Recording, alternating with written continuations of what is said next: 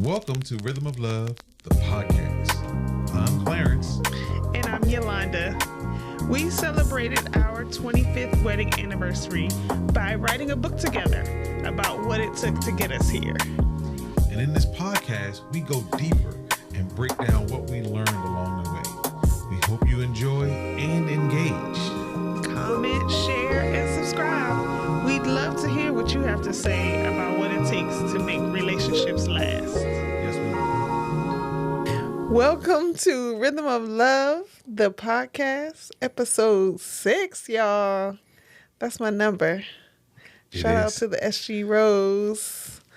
492 to be exact. Lambda Phi chapter. That's how I came in undergrad. Is this a whole commercial? Would you like to do a commercial for this? That was it. Okay. So, yes, we welcome you guys. For you guys who are watching on YouTube, please make sure you reach down and hit that like and subscribe button. We really appreciate you. We're doing really good with our numbers, trying to get them up. If you're listening on Spotify or any of the other podcast platforms, please hit the subscribe or the like or the follow or whatever.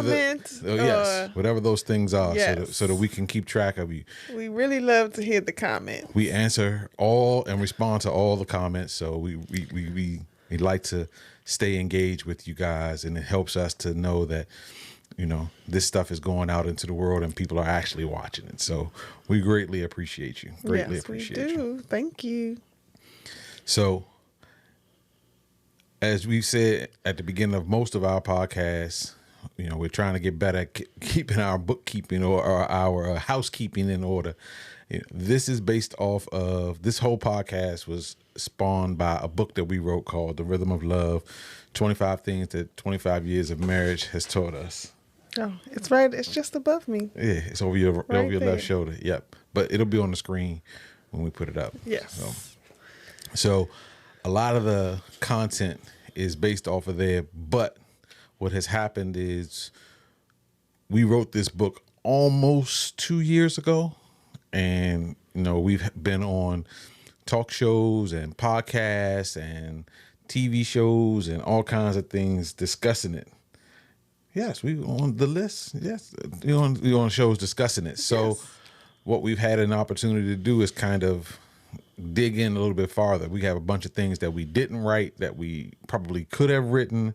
We have some things that we might have said differently or expounded upon. So we thought we would take this forum to do that with. So That's kind of where we are.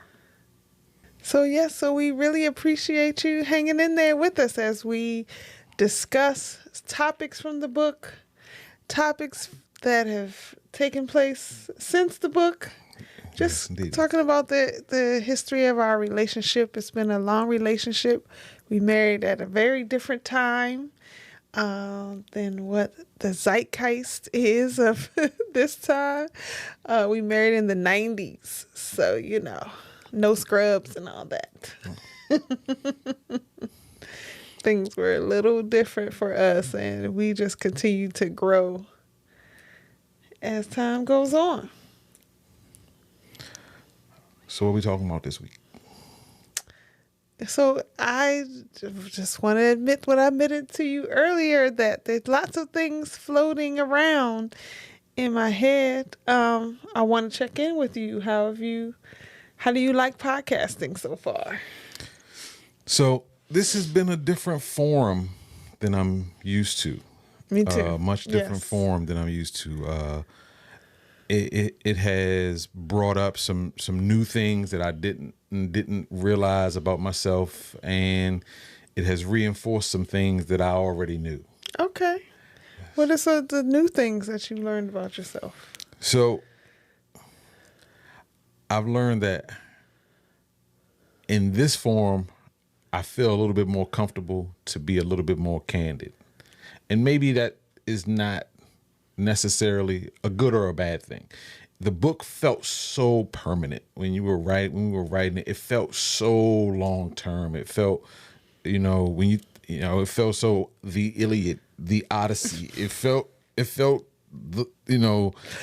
I'm writing this down and I'm representing myself, I'm representing For you eternity. in a way that could outlive us both.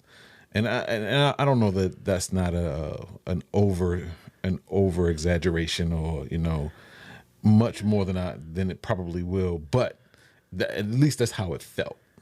Right. It's not. Right. Then once you put something down on paper, it's just, it seems to be more permanent. Right. In print, not just on paper. Right. It's in print. In print, bound, out there in the world, Right. with people buying because it. A person gets this book, they might not ever know who we are, and they read it, and they're getting all the information they're ever going to get about us, unless they do their own research.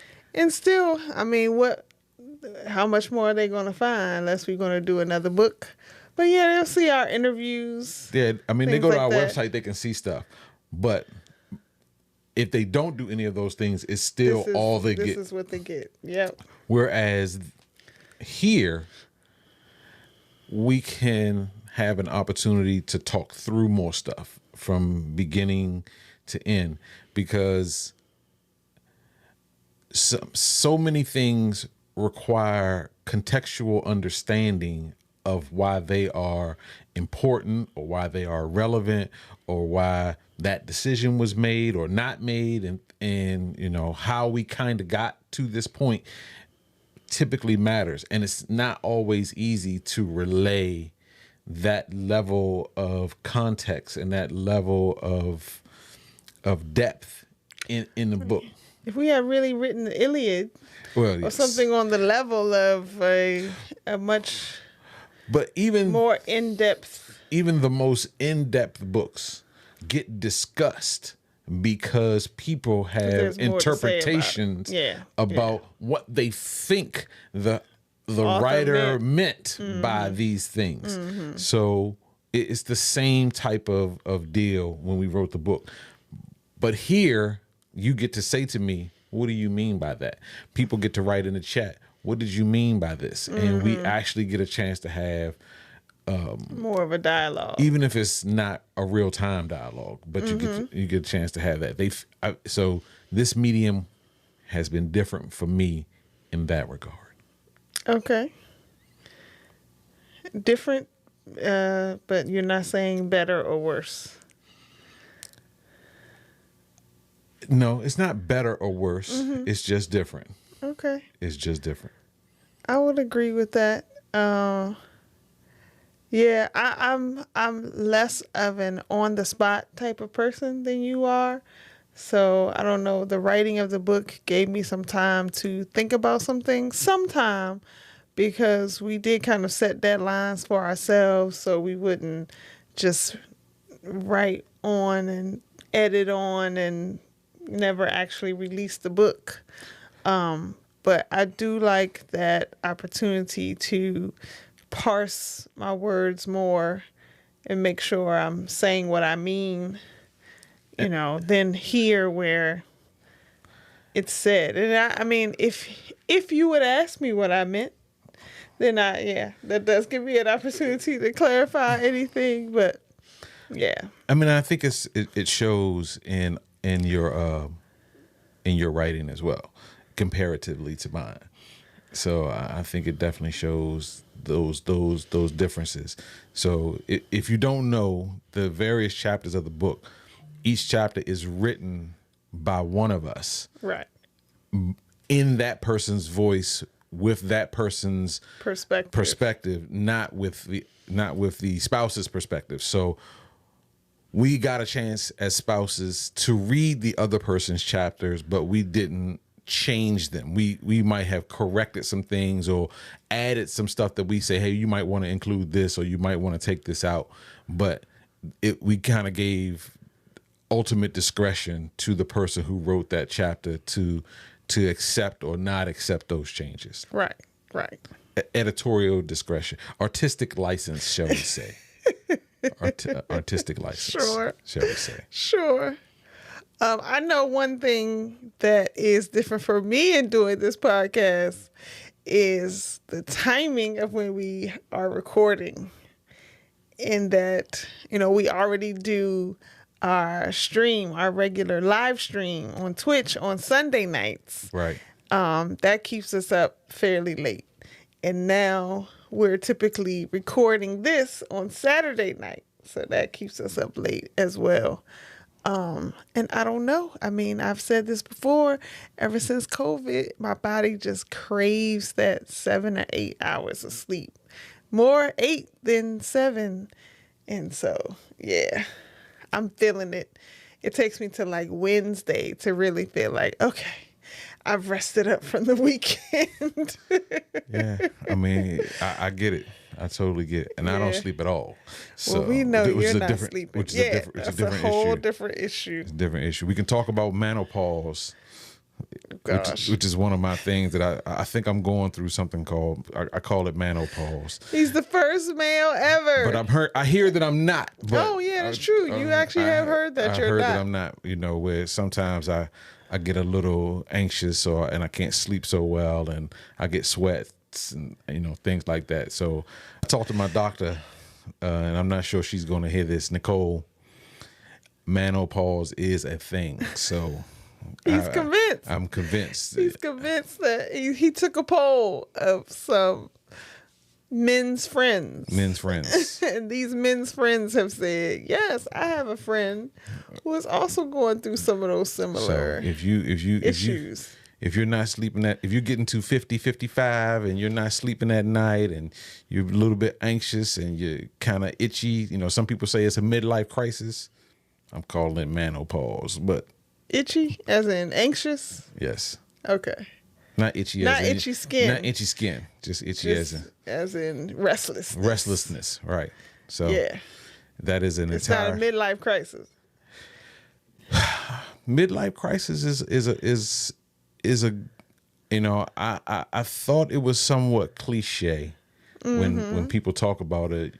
People go out and buy sports cars or cheat on their wives, crazy affairs, and things like that. But I think it can manifest itself in other ways. That you just real talk. This is real talk.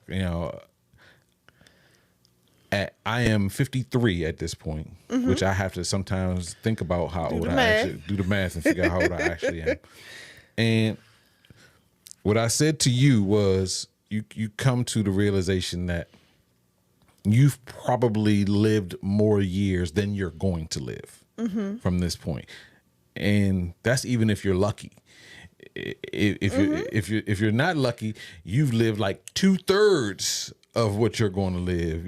I think the life expectancy in the United States is about 76 years old, 76.8. I looked it up recently. So legitimately, they're telling me I got 23 years left, and anything after that, I can count as a bonus. So you want to try to figure out, what did you leave this world with? What mark did you leave?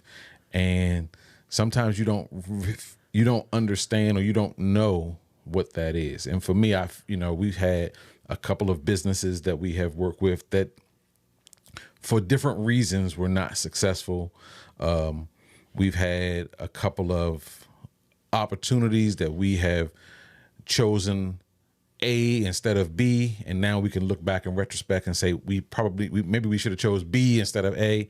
So you start to second guess those things, and it just kind of works its way into your psyche. And for me, the way it manifests itself is at night. That sleeplessness. I get sleeplessness because I'm thinking about those things, and I get caught in this loop in my head of those decisions and of those things.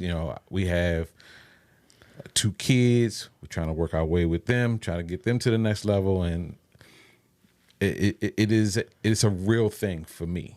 And I'm not saying just for me. It may be a real thing for other people too, but I'm actually experiencing it right now. I'm experiencing it right now. Yeah. So I got my first therapy appointment. So I know that that's not something that is very common in our community. I think it's becoming a little more common. It's coming a little bit more common. But, I got my first therapy appointment to kind of sit down and have somebody I'm not even sure what they're going to do. I mean, that's the real truth. And that's the real reason why I have not been hesitant, but just not been pursuant of therapy. Because what is she going to tell me, or he's going to tell me that I don't already know? Yeah, I think it's not so much telling you anything. And this is my understanding, because I've only had a few unsuccessful therapy attempts. And it's not so much about telling you something as it is giving you the space to talk out loud through some things, explore those thoughts that you're having in the middle of the night and see what it is that you need to give yourself or do for yourself in order to, work through that. I think they're going to give you some homework. We'll see. We shall see. I know a couple of people who have gone through, or who have, actively pursued therapy for entirely different reasons. There's lots of reasons to do it. And they said it's been helpful. We've been to marriage therapy. A couple times. We've been to couples therapy. I'm not sure, and I treat those things a little bit differently, because the first one I thought was real marriage therapy. The second one I thought was real couples therapy. Why do you find it different? Because the first one was really around our marriage and some things that she wanted us to deal with the marriage. That's how I felt about it. Doesn't mean that's how you felt about it. It's how I felt about it. The second one was we weren't in crisis. We weren't struggling. The first time we were really struggling. The second time we weren't. It was just almost maintenance to kind of have a conversation about some things that we, with this woman kind of as our mediator, right? Mm-hmm. So that's how I distinguish them, whether that's a fair distinction or not. So, but we enjoy is the wrong word. We appreciated the opportunity to have those conversations. Yes. I think it might have opened the door a little bit to doing the podcast, maybe. I don't know if they related at all. No? Okay. I don't know if they're related. I mean, if you think they are, then that's fine, but... No, I mean, it wasn't about do I think they are. That's why I was posed it as a question. Because... Propose that question to yourself. Is it related to you? No. Okay. Because I already wanted to do a podcast, so before therapy, right? Yes, you did. Yeah. So, or I had the idea of doing a podcast. I can't say I wanted. Well, that's. I guess I did want to do a podcast. Yeah. Yeah. Beforehand, what I really like the most about doing this podcast is just having this time with you. We rarely have the time to just sit and talk. Just, it seems like we are busy, or there's always at least a third party, if not a fourth or fifth party right true. There with us. So, or, the stream, we have folks listening in on the stream. So it is nice to just have a time. It's not about the meal. It's not about dressing up. It's not about, watching a concert or movie, just engaging with each other. Just chilling. I've said to you off camera that, some of you don't know this, or you won't know this. So this podcast is her idea. It was never my idea. It was her idea instead of writing the book. The book was my idea. The podcast was her idea. We ended up writing a book primarily because I did not want to do a podcast. I didn't think I had enough to say, which was the words I said to her. And I don't mean enough to say, I can talk in general terms indefinitely, but I didn't think I had topically enough to say once we run out of material in the book without falling into what I would consider the same dialogue that's happening on so many other shows where they see stuff on the internet and they're discussing those things, or they're discussing how to find your husband or your wife, or they're discussing, in medical and technical terms, the psychological impacts of relationships. And I didn't want to get into that space. I didn't, that space is, for lack of a better term, it's full. And we are finding out it's even more full than we even thought it was from the little reels and clips that we see online. So I wanted to figure out something that separated us from them. And I didn't know what separated us from them other than the words that we wrote in this book. And once we run out of those words, or once we run out of copying those words, then what's next for us? And I'm still not sure. And you know me, I'm okay with things don't have to go on forever. Yeah. I don't, we put our piece out into the world of what we have to say, and then we're quiet. I mean, and I think now that I say that out loud, I think that is, just goes right along with my personality. If I have something to say, I'm going to say it. If I don't have something to say, I don't feel pressured to have to say something in any space, in any classroom, in any conversation with friends. I am very comfortable being quiet. And so if we get to a point where we're like, I think we've talked about it all. But I really, my hope is that, people will really start to engage with us. I think it's very interesting having, tuned ourselves into what is happening in the relationship space on the internet and in podcasting. Because of course there's this generation gap where most of the people who are doing this type of thing are younger. They're maybe in their early 40s at most. That's the high end. Those are the older, right? Those are the older folks. It's usually people someone, in their 30s. Yes, in their 30s. So they have early 30s, yeah. 31, 32.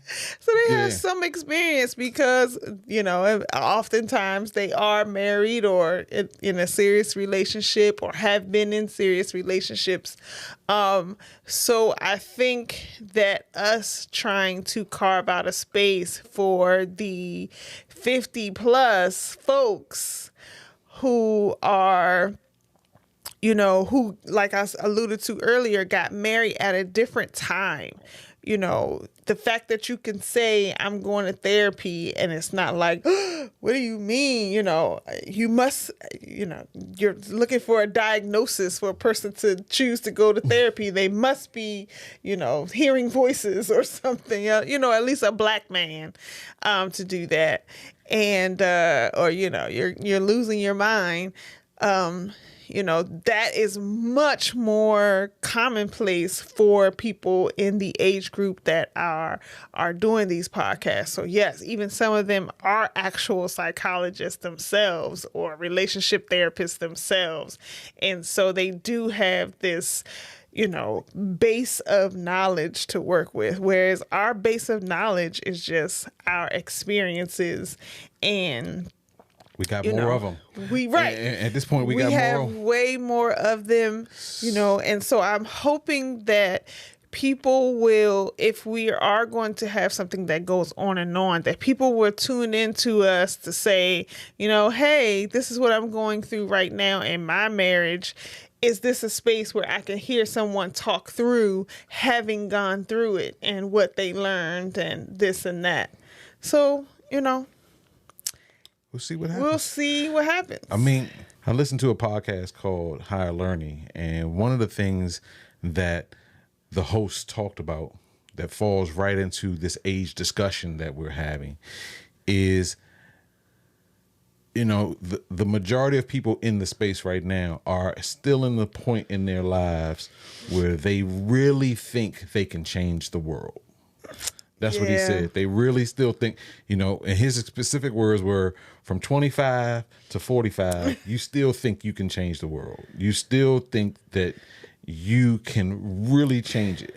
But once you get to about 45, your goals switch. You've learned enough about the world and how the world works that your real goal now is just not to leave it worse than you found it. I'll do what I can. I don't necessarily think I'm going to change the world. I just don't want to add to the demise of it or to the fall of it. Right. And then once you get to be about 65, it's just, I'm just going to hang in here until I get out of here. I'm going to hang in here. According to this person, according to this guy, Van Lathan is the guy's which I think is, I don't know that it's true because it's just, it's just funny. Kind of cavalier, kind of. It's no there's no science behind it or anything like that. But that is where we most certainly are. I don't. And maybe that's part of what I'm struggling with is that I may not change anything. I may not change the world. I don't know that I thought about wanting to change the world, but I certainly thought about wanting to change my lot in life. I can't think of any person who doesn't grow up saying, I want to be rich or I want to be famous or, I want to live in a nice house with a swimming pool in the back. And, I want to be able to fly where I want to fly and go where I want to go. And as you get older, you realize those things cost money.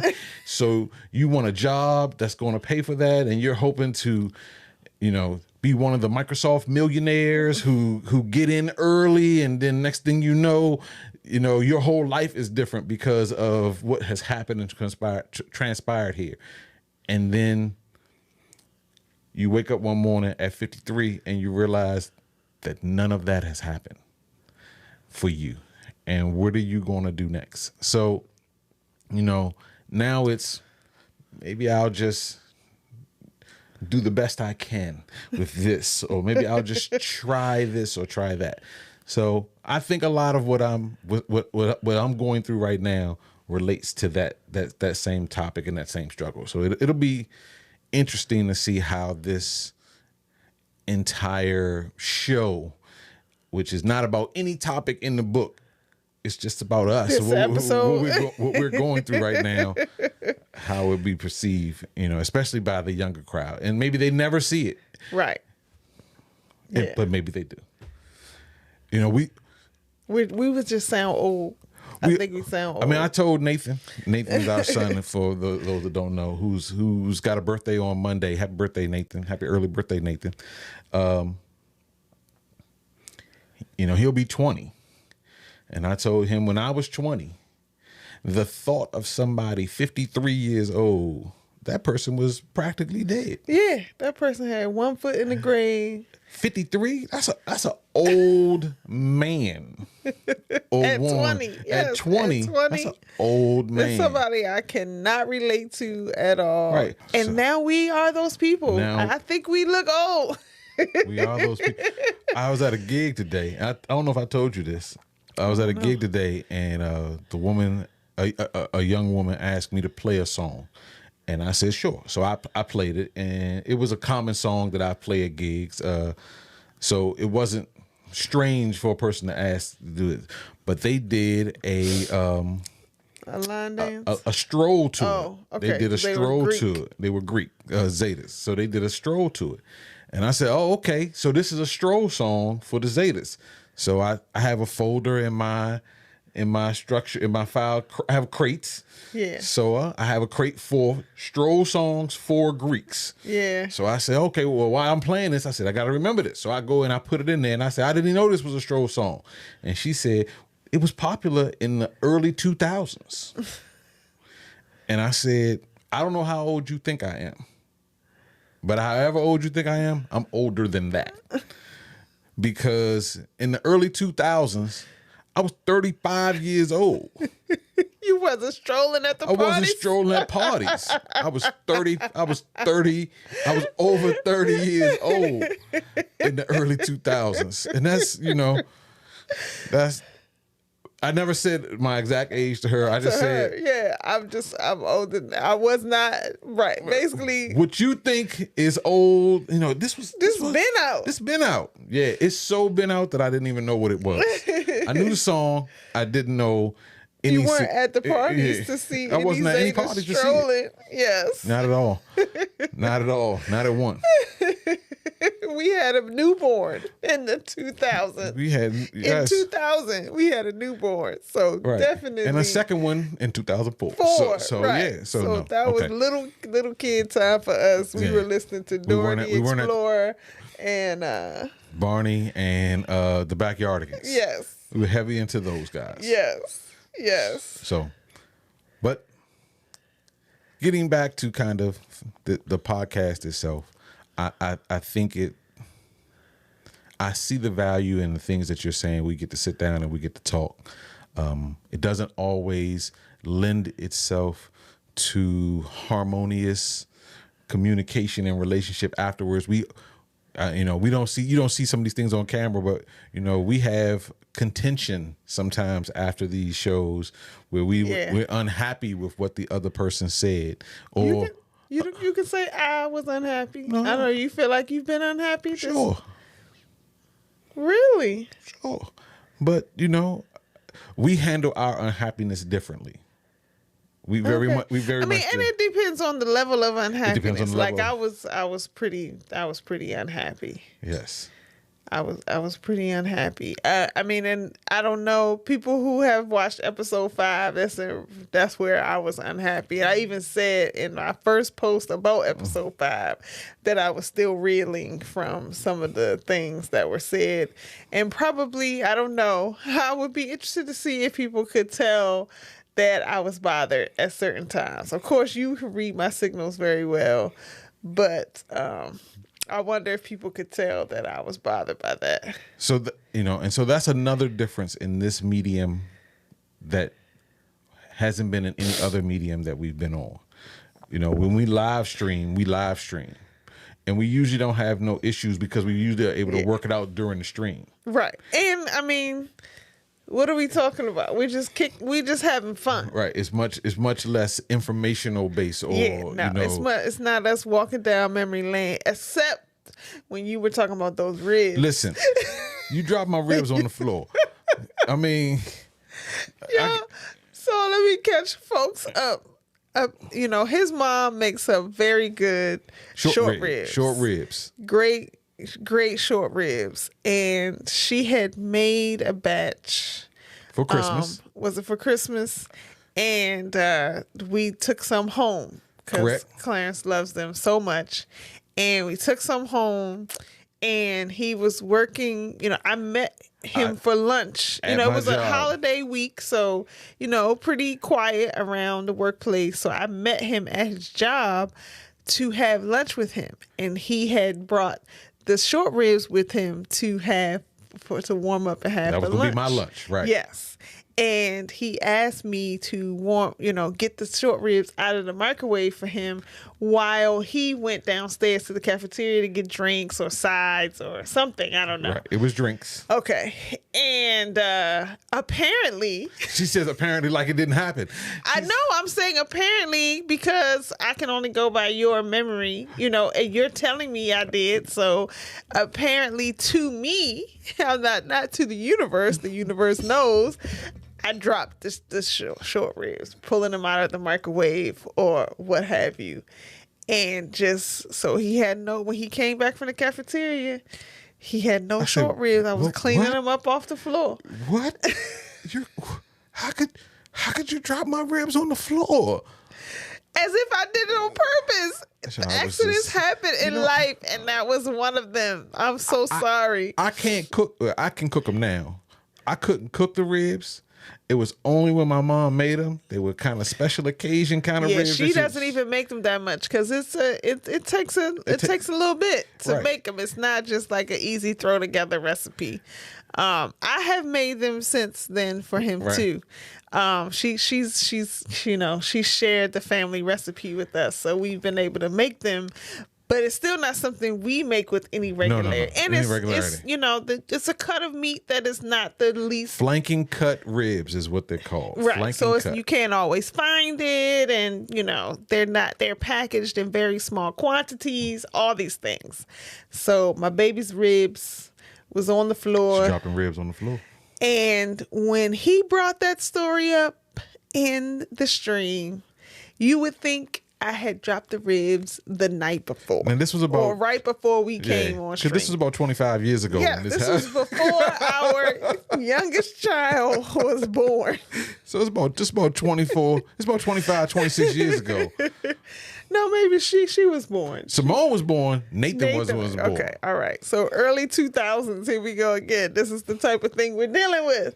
But the way he told that story, y'all, it was like even people who were listening thought he was talking about like a recent activity, a recent incident. No, he was going back in the far reaches of his mind, and it was like all over again. He had lost those ribs. She dropping ribs, man. I never even saw him again. I put him in the microwave and left. I never saw him again. I'm not even sure why we're telling this story now. I don't remember now what we were getting to. I don't know. Yeah, I don't know what we were getting to. What were we saying? We were talking about the fact that we don't argue on the stream and how different those things are. Right. Yeah, but that was the one time where I had to defend myself on the stream or not because, look, accidents happen. I am sorry that I dropped the ribs. I am sorry. And will continue to be sorry for the rest of my life, apparently. Even though he's had those ribs twice in the last 5 years. But that just shows you how rare it is. How infrequently they get done.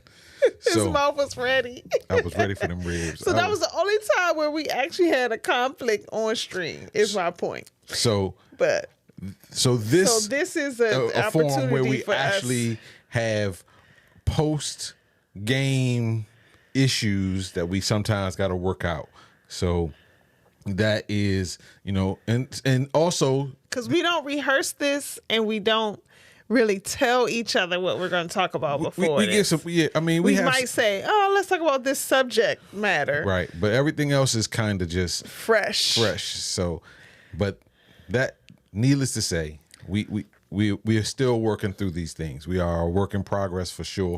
For sure. And y'all, 28 years almost. In July will be 28 years. Yes. And no, it's still a work in progress. Still a work in progress. And probably if we had, gone to some therapy earlier in our relationship, or not earlier, but more consistently through our relationship, we might have been working through some of these things. That's one thing I noticed too about a lot of couples who podcast is that they have worked through some things in therapy themselves, through some things, and are continuing to do so. So that's another thing, is that we're just out here winging it like a mug. Trying to be nice to each other as best Not we can. trying. Forgive each other and be honest with each other, but not tear each other down. So yeah. As typical, that's what we can actually talk about next week. What's that? How to have conflict without okay. That's a chapter in the book. I think there was something that we said last week that we were going to talk about this week.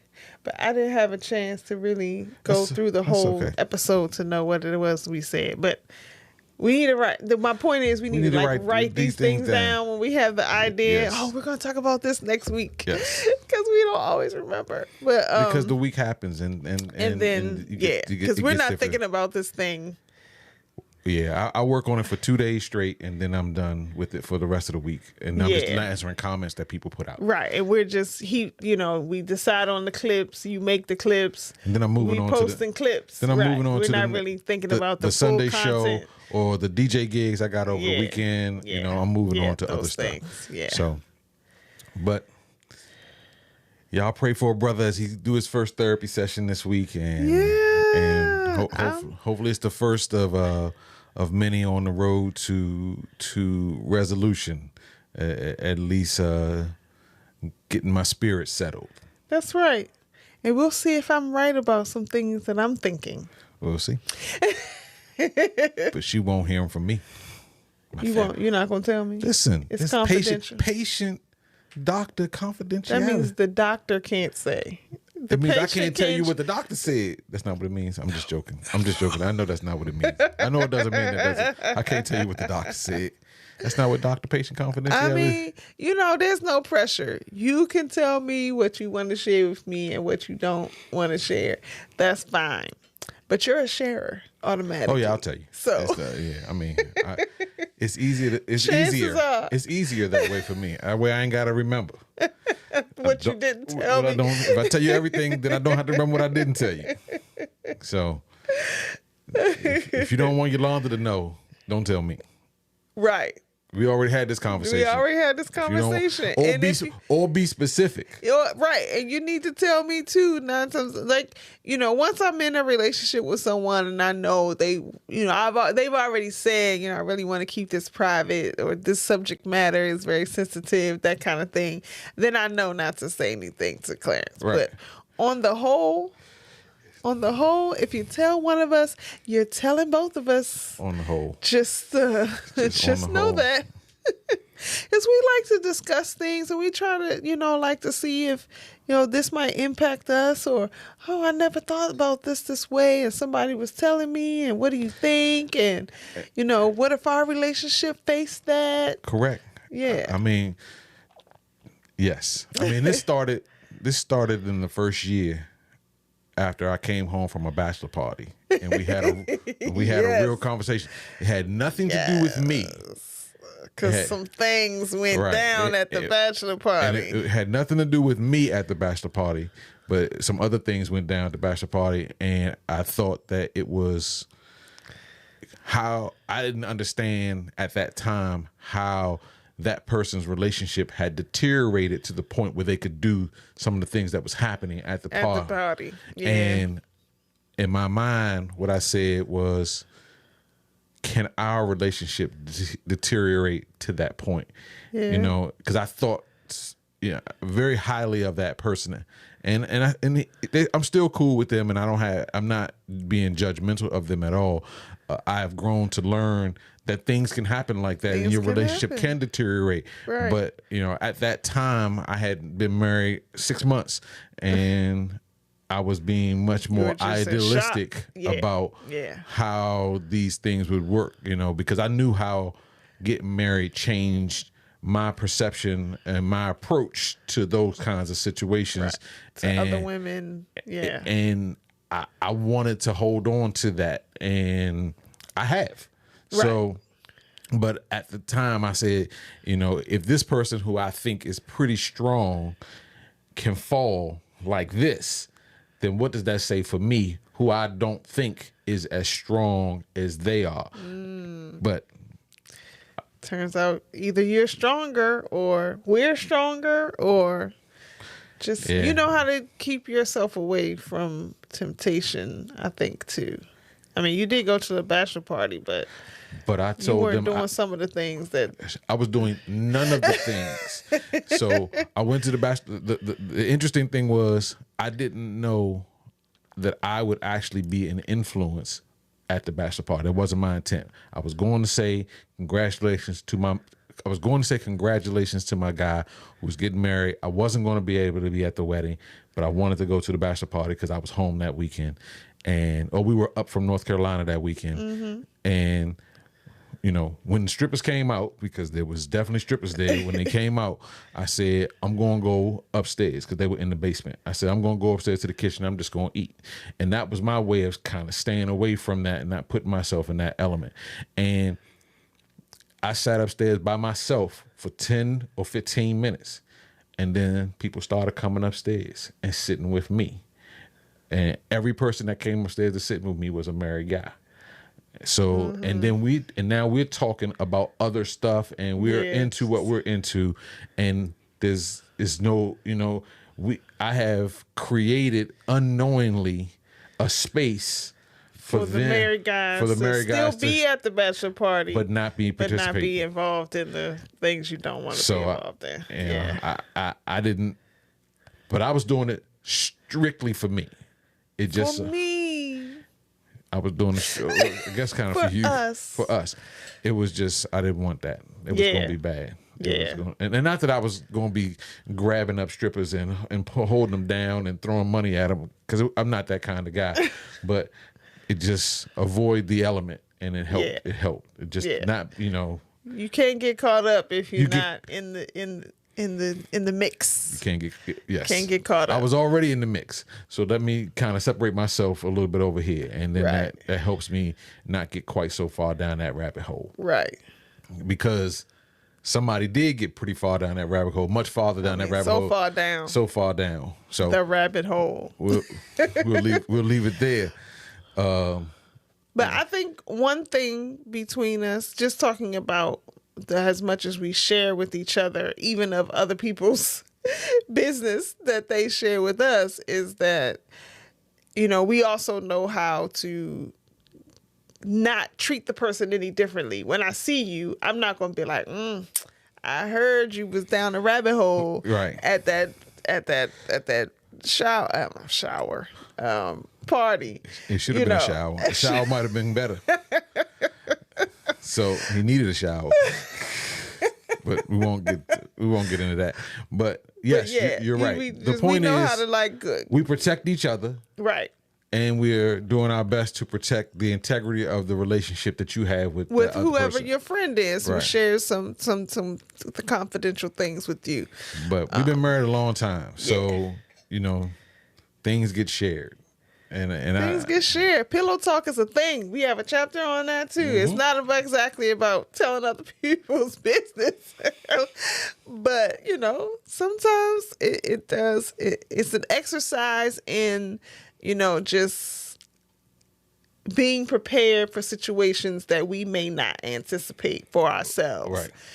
And to hear, at least one side of the story and how they got to where they were and where they think their mistakes were, or, whatever, just what's going on in general. It is good to be able to talk through those things and say, well, what if we had that? Sure. What if that was going on with us? So I agree. 100%. 100%. So we thank y'all for, this. We know this episode wasn't specifically about any specific chapter in the book, but this whole idea or this whole concept is new to us. So we thought it was a good idea to talk about those things. Yeah. Check in with one another, check in with you. Right. Share with you what it's like for us to be in this position and in this environment of everybody sharing so much, where we see ourselves fitting in this space. We still haven't lost hope on any of our goals to get on some other people's shows and to do some other things. We still haven't lost. We would love to collaborate with some other couples and podcasters and personalities. We haven't lost sight of that. Yes. But the beginning of it starts with you. Because you have to subscribe and like to our stuff. And engage with our stuff. So the more that happens, the more other people will do see it. And it will spread. And it will build. You are our ecosystem to get to those things. Yes. And we appreciate everything that you have done thus far. But, the next time you're watching this or if you're listening to this now, share it with somebody. Send them the link. If you think we have something to say, if not this episode, then some other episode. For this episode, it would be awesome if you could say, can you guys talk about this? Or can you share more about X? Because sometimes we don't really get into we don't dig deep into the details of what we're discussing, so there's room for us to say more. If you want us to say more, or less, if we're TMIing over here, let us know that too. Team Morning. Yes. We already know Team Morning was Team Morning. Team Morning. So, but so let us know what you think. We love to hear if you think there's room for an older couple to be in this space, and how could what we're sharing benefit you? It's already benefiting us in that we just have this time to talk, and we can promote our book, and we can possibly be come meet some of the people that we want to meet, some of the other influencers and podcasters. But we do want this stream, and I don't think this podcast, I don't think it can grow and last if it's not a benefit to other people too. So please give us your feedback. We love to hear it. You can be harsh. We can handle it. We're grown-ups. At least at this point. Until the trolls come out. So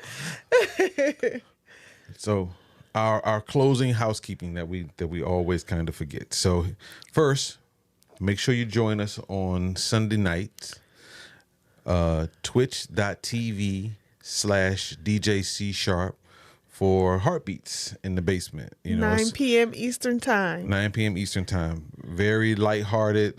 This week, maybe we'll do duets, or maybe we'll do. Somebody says songs about over and under. I'm not even sure how to do that without being, just bouncing off of the toilet paper wars we just came out of that I won. Team over. We could choose songs. She gonna drive this. I won over and under. One too many times is what she gonna do. One too many times. One too many times. What's gonna happen? What's gonna happen? You gonna just rip all the toilet paper? Anarchy. Nobody had no toilet paper. Anarchy. Anarchy is what's about this. She keep bragging about winning. We gonna go back to the one ply paper. Those were dark times. Those were dark times. Dark times. So we love for you to join us on there. If you get a chance, check out our book. It's available on all major platforms. Ebook, audiobook, as well as print editions are available. Yes, please come to our website and purchase the print. Yes, purchase the print book. And we'll get it out to you. And yes, so thank you so much for finishing up with us. And as you heard us, we have found our rhythm. We hope that you can find yours. So that you can live by the rhythm and love by the rhythm. Y'all have a great night. We hope to see you soon. We hope you've enjoyed another exciting episode of Rhythm of Love, the podcast, hosted by Clarence and Yalonda Lewis. Theme song by Kendra R. Book graphics by Rihanna Denise. More information is available at cyllentertainment.com. Please join us on Sunday nights for our live stream on twitch.tv/DJ C#.